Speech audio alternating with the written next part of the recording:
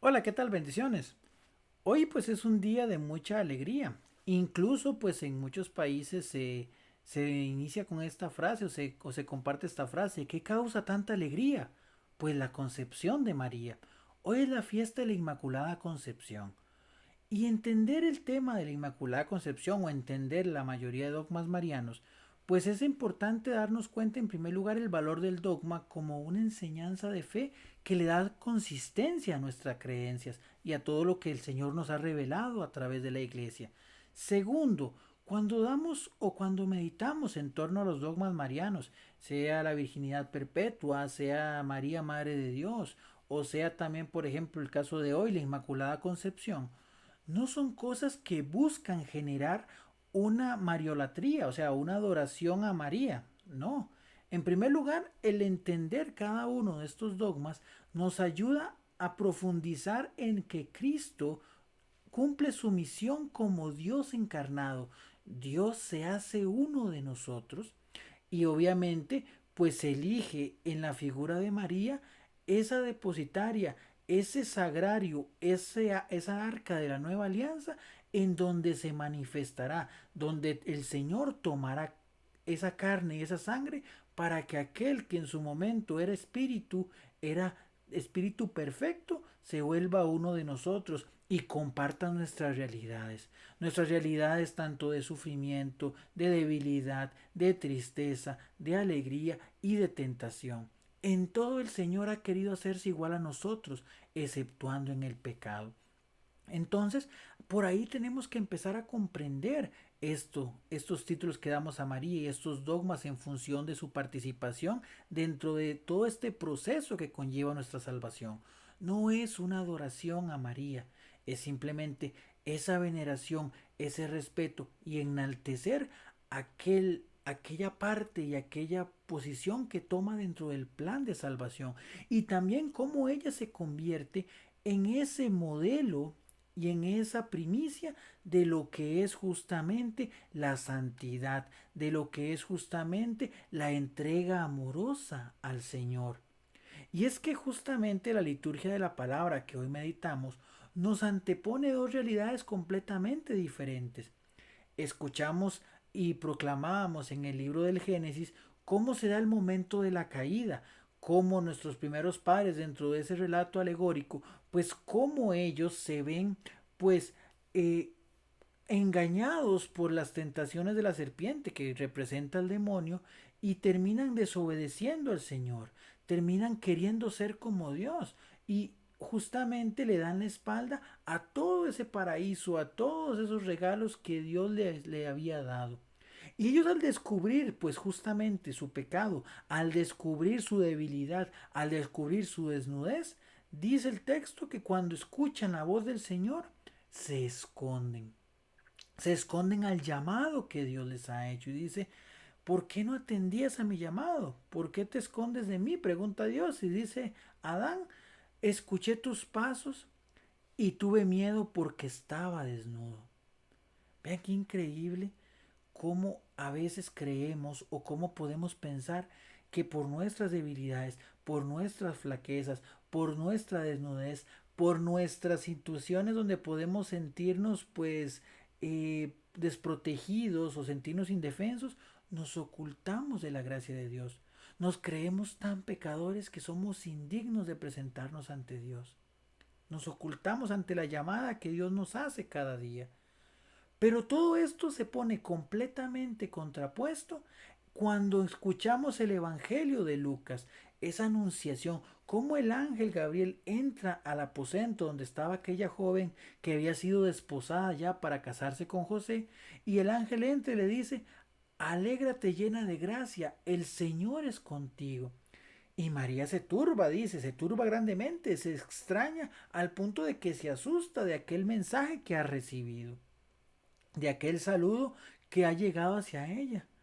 Y bueno, el ángel le explica la misión que ella iba a tener, que ella había sido elegida, que ella había sido preparada, porque es claro que no es algo del azar, el Señor no actúa de esa manera. Ella desde la concepción de María la había pues preservado del pecado, la había preservado de esa marca que teníamos y que acarreaba el hombre desde el pecado original.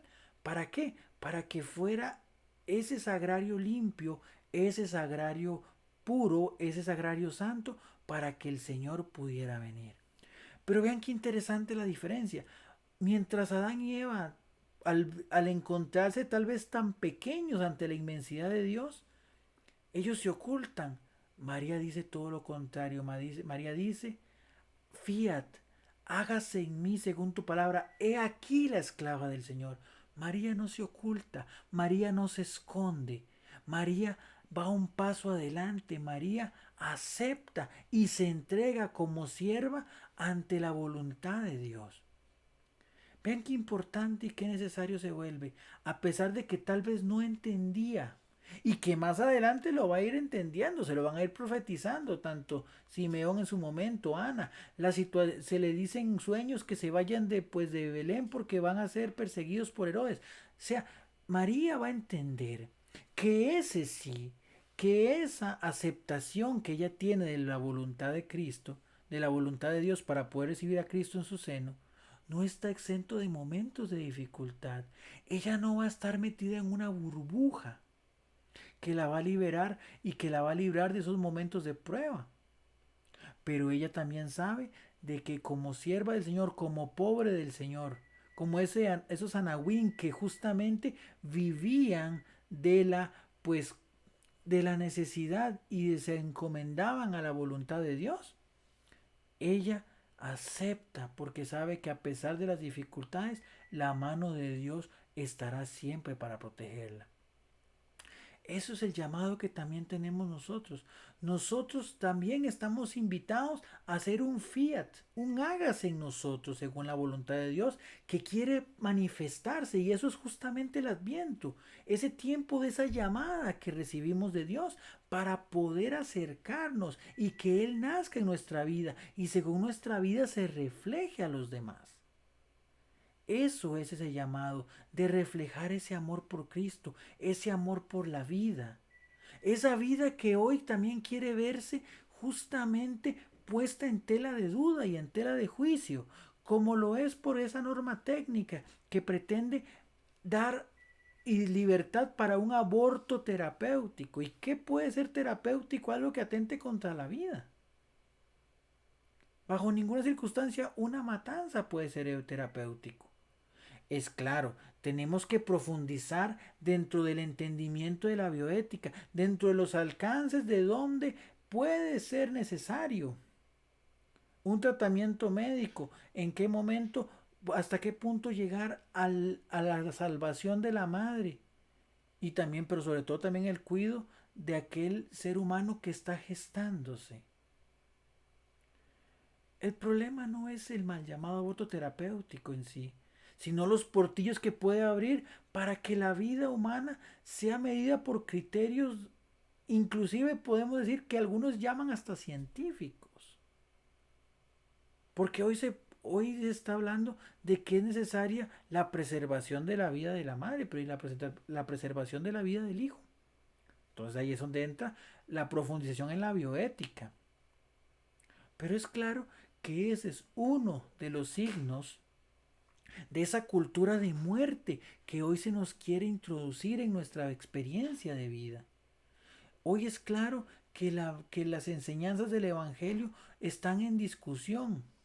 No porque no sean verdad, porque de hecho eso lo mismo dice Cristo ante Pilatos, a esto he venido al mundo, a dar testimonio de la verdad, y todo el que cree en la verdad escucha mi voz.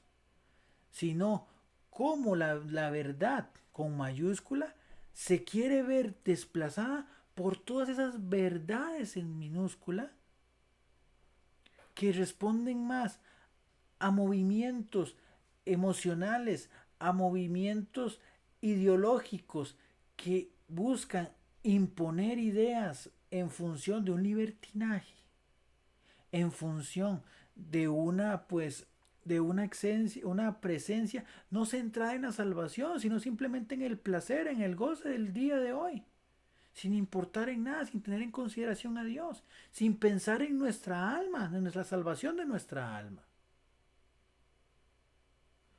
Es claro y es necesario entender que la Inmaculada Concepción es una invitación a la vida, a entregar la vida desde el momento de que desde que el momento que Dios nos ha pensado, que somos producto, en nuestro caso particular como seres humanos, o evidentemente Cristo, pues se, se nace y se produce en el vientre de María, fruto del Espíritu Santo y un milagro patente.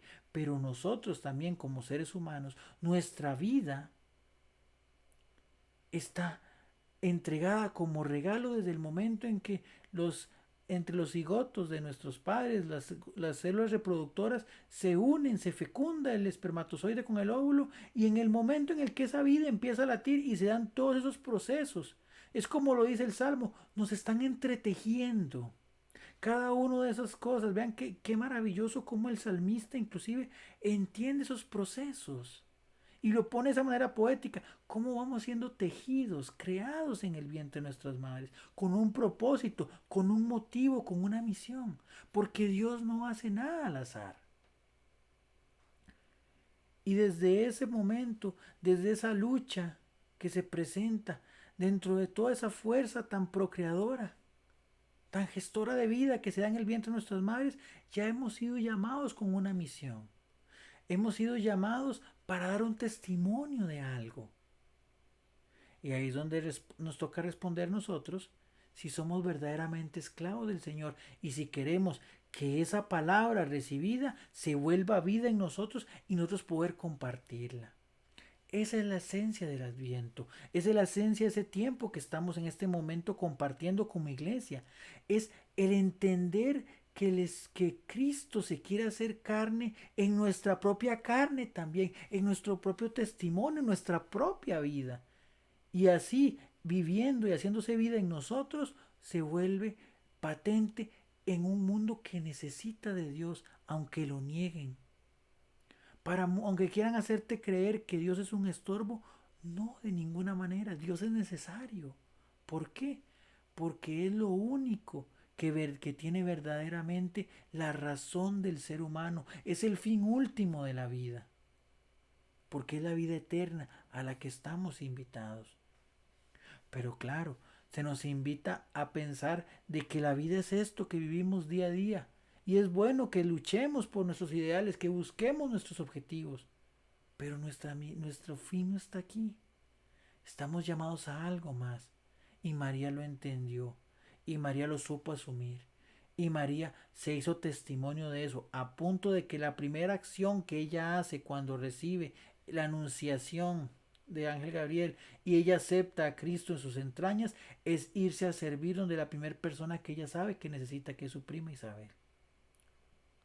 Pidamos verdaderamente al Señor esa gracia de entender como María que ante el llamado de Dios no debemos ocultarnos, no debemos mostrarnos esquivos al llamado que Dios nos hace, buscando en pretexto nuestras debilidades, nuestros pecados, nuestras caídas.